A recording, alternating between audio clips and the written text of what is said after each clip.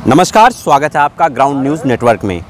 आज हम हैं नगर पालिका प्रत्याशी गोविंद दुबे जी के साथ और जानते हैं इनका क्या है विज़न नगर पालिका आजमगढ़ में। अगर यह इनको जनता आजमगढ़ की जिम्मेदारी देती है, यह नगर पालिका अध्यक्ष के रूप में चुने जाते हैं, तो क्या है इनका विज़न, क्या मास्टर प्लान है, किन बातों को लेकर यह नगर पालिका में मैदान में है, तमाम चीज़ों पर इनसे बातचीत करेंगे हम। मैं गोविंद दुबे, मेरी शिक्षा दीक्षा यहीं आजमगढ़ में DAV PG कॉलेज से मैंने MA किया है। मैं MA B.Ed हूँ और मैं उत्तर प्रदेश अभिभावक महासंघ का प्रदेश सचिव भी हूँ, जो संगठन पूरे प्रदेश में शिक्षा माफियाओं के खिलाफ़, उनके मनमानी के खिलाफ़ और गार्जियनों के शोषण के खिलाफ़ लड़ाई 2015 से लड़ रही है और निश्चित रूप से 10 या 20% सफलता भी हासिल की है फ़ी रेगुलेशन एक्ट को लाके और कुछ शिकंजे कसते हुए। सर, आजमगढ़ नगर पालिका चुनाव में आप प्रत्याशी बने हैं, बड़ी भारी लड़ाई है, जहां एक तरफ सपा ने अपने कैंडिडेट को उतारा है, वहीं बीजेपी के कैंडिडेट को उतारने के लिए प्रदेश अध्यक्ष, तमाम बड़े स्तर के नेता कैंपेन कर रहे हैं, घर घर घूम रहे हैं। तो एक निर्दल प्रत्याशी के रूप में, एक युवा चेहरा, आप किस तरह से मैनेज कर रहे हैं, क्या आपका सोर्स है? मेरा सोर्स मेरे अपने लोग, मेरी अपनी टीम गोविंद दुबे। ये जो मैंने आज 42 सालों में इस आजमगढ़ में किया है, जिया है, सहा है, रहा है, उन सारे लोगों के साथ, उन सारे लोगों का आशीर्वाद आज मुझे बखूबी मिल रहा है और वही आशीर्वाद आजमगढ़ की नगर पालिका की जनता मुझे देकर यहाँ के बदहाली को दूर करने का काम करेगी। सर, आपके सामने तो आजमगढ़ के एक निर्दल प्रत्याशी भी हैं, जिनको आप भी जानते होंगे, BRD, तो वो भी सामाजिक संगठन है। अगर सामाजिक काम के दावे किए जाएं तो आप भी सामाजिक कार्य करते हैं, वो भी सामाजिक। तो इस स्तर पे आप कहाँ अपने को पाते हैं कि किस तरह से उनसे कम्पिटिटेड है आपका? आजमगढ़ की जनता बहुत ही समझदार है और हम किस प्रकार की समाज सेवा करते हैं, किस प्रकार का जन सेवा करते हैं, ये आजमगढ़ की जनता जानती है। मैं 20-20 दिनों तक इस शिक्षा माफियाओं की लड़ाई के लिए वहीं रिक्शा स्टैंड पे हमारी टीम 20-20 दिन तक लगातार धरने पे बैठी रही है, संघर्ष की है। यहाँ पे डंपिंग ग्राउंड को हटाने के लिए चैन और श्रृंखला बना के हमने अधिकारी, शासन, प्रशासन का मुखर विरोध किया है, तब जाके वहाँ डंपिंग ग्राउंड और उसके गंदगी को दूर करके वहाँ एक पक्की ज़मीन बना के प्रशासन द्वारा ये कहा गया कि गोविंद, ऐसा है कि इमीडिएट हमारे पास उतनी व्यवस्था नहीं है उस जगह की, तो अभी फ़िलहाल हम इतना कर दें कि जनता के आने जाने में उनके ऊपर कूड़े न जाएँ, गंदगी न जाए, रोगाणु विषाणु से जनता बचे। तो हमारा जो संघर्ष है आजमगढ़ के लिए, हमने गलत का हमेशा विरोध किया, चाहे वो अधिकारी हो, चाहे कर्मचारी हो, चाहे कोई भी भ्रष्टाचारी हो, चाहे वो विद्यालय हो, चाहे वो हॉस्पिटल हो, उन सारे के खिलाफ आज नहीं, आज के 10 सालों से मेरी कहानी आजमगढ़ के बीच में है। उसके लिए मैंने हर कदम पे, और जिस दूसरे संगठन की बात कर रहे हैं, आप सभी जनता जानते हैं कि वह अधिकारियों का विरोध तो छोड़ दीजिए, वह अधिकारियों को किस प्रकार से रिझाया जाए उस पर काम करते हैं। और बाकी चूँकि संगठन है, आप लोग बेहतर हैं। अच्छा सर, इन सब के बीच कुछ दुश्मनियां भी आपकी हुई होंगी। कॉलेज प्रबंधन जो है कि फीस की मनमानी कर रहा था, हम सब ने देखा था, तो इन सब के बीच वह भी कहीं इशू होगा, आपके चुनाव को प्रभावित करेगा, क्या मानते हैं इसको? मेरी कोई दुश्मनी किसी से नहीं है और यह पूरे प्रदेश की लड़ाई मैं लड़ रहा था, हर घर की लड़ाई लड़ रहा था, हर अभिभावक की लड़ाई। जब बच्चों को स्कूल में खड़ा कर दिया जाता है फीस के लिए, तो गार्जियन प्रभावित होता है, डरता है, तो मैं उस गार्जियन का संबल बना। तो निश्चित रूप से मेरी किसी से दुश्मनी नहीं है, मेरा किसी से कोई विवाद नहीं है।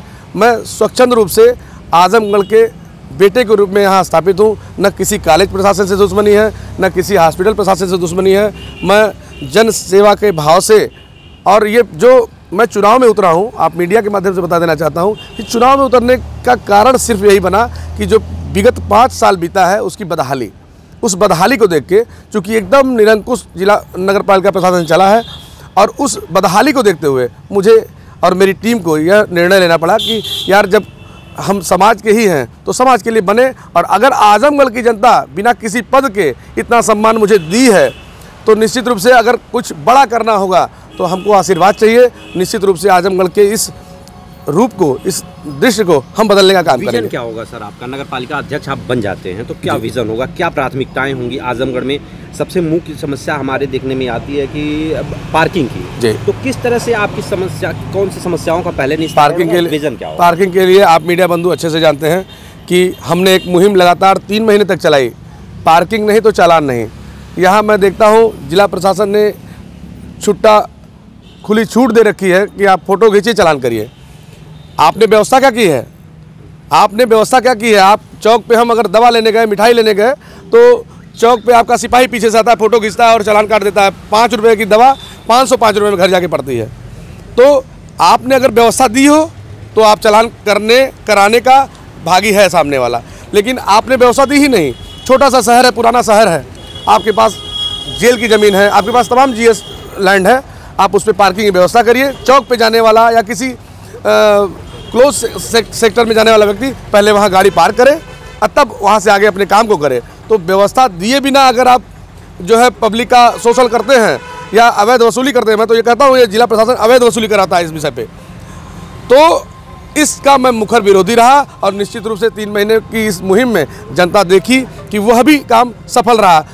चालान कटना बंद हो चुकी थी, जगह जगह रोक के चालान कटना बंद हो चुकी। हाँ, अब जो चालान कट रही है वो हेलमेट न लगाने पे, तो निश्चित रूप से जो यातायात नियम का उल्लंघन है उसका मैं समर्थन करता हूं, लेकिन पार्किंग नहीं तो चालान नहीं, इसका मैं अभी भी मुखर विरोधी हूं।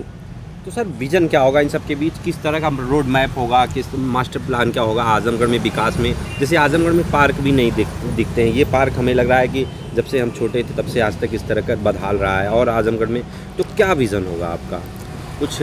निश्चित रूप से देखिए, जो जितने संसाधन हैं आजमगढ़ में, अगर हम सोच लें तो उसमें कुछ अच्छा करने का बहुत सारा स्थान है। नगर पालिका बहुत छोटी व्यवस्था के लिए है, नालियों की साफ़ सफाई, पानियों का सही समय से आना जाना, रोड की सफाई, कूड़े की डंपिंग की उचित व्यवस्था, यही 4-5 काम मुख्य जो है नगर पालिका के होते हैं। उसमें भी 5 साल हमारा विफल रहा। तो मैं आपको यह आप मीडिया के माध्यम से यह आश्वासन दिलाना चाहता हूं कि मैं निश्चित रूप से ये जो मुख्य 4 बिंदु हैं इनको तो सफलतापूर्वक जनता को दूंगा ही दूंगा।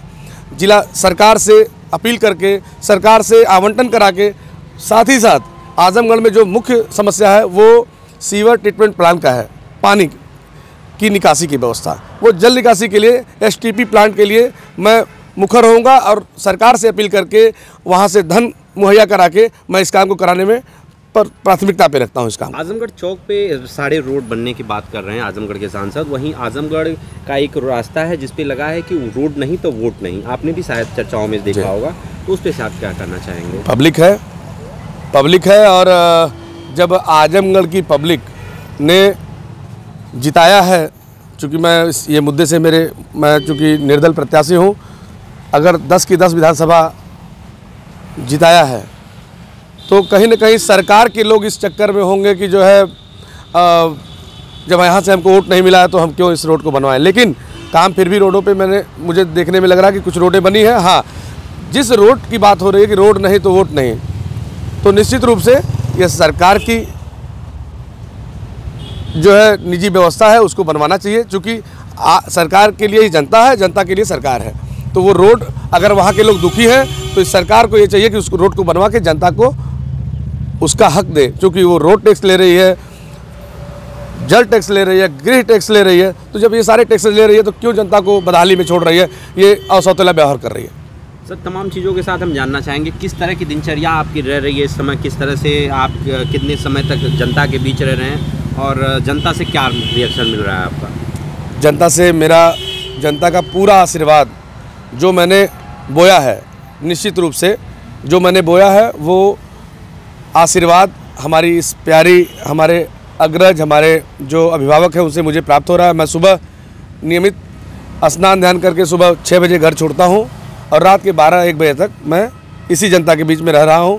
उनसे अपील कर रहा हूं कि इस आजमगढ़ के बदलाव के लिए अपने बेटे को एक बार आशीर्वाद दें और आजमगढ़ की बदहाली को दूर करने में मदद करें। और उसी रूप में संयोग से जो चुनाव आयोग द्वारा मुझको चुनाव चिन्ह मिला वो वृक्ष है, तो निश्चित रूप से इस हरे भरे वृक्ष के आड़ में आजमगढ़ को मैं हरा भरा करने का पूरा कार्य करने के लिए तत्पर हूँ और रहूँगा। तमाम बातों के साथ हमने जाना गोविंद दुबे से उनका क्या है विज़न, और अगर नगर पालिका में वह अध्यक्ष बनते हैं तो किस तरह से आजमगढ़ का विकास करेंगे। इन्हीं बातों के साथ धन्यवाद।